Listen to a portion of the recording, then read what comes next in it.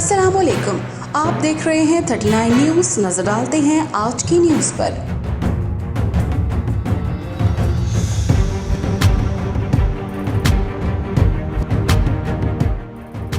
تفصیلات جانتے ہیں اپنے نمائندے راجہ ذوالفقار علی سے۔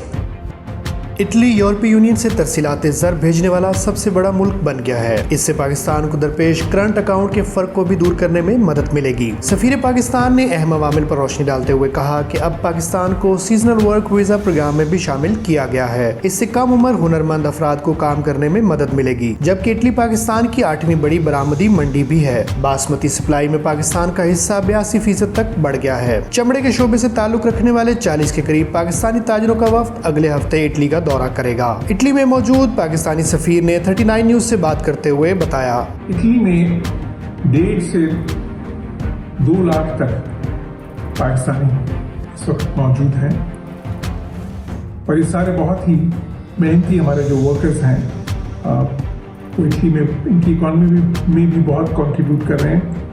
لیکن اس کے ساتھ ساتھ جو ترسیلات زر پاکستان بیچتے ہیں، یہ اس میں بہت ہی حوصلہ افزا اضافہ دیکھنے میں آ رہا ہے۔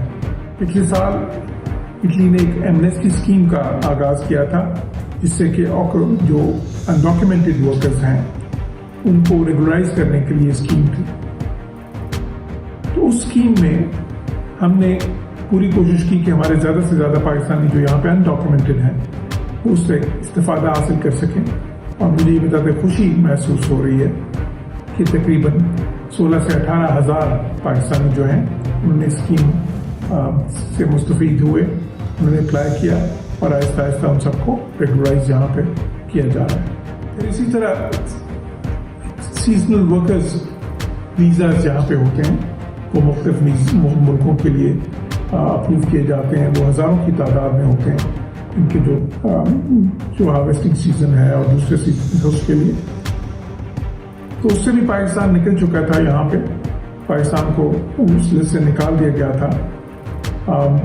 لیکن جب میں یہاں پہ آیا تو پھر ہم نے پوری کوشش کی کہ پاکستان واپس اس لسٹ میں آئے، اور اس میں پھر ہم نے جو اٹالین حکومت سے بات چیت کی مختلف لیولز پہ، اس کے نتیجے میں پاکستان کو واپس اس لسٹ میں انکلوڈ کر دیا گیا ہے۔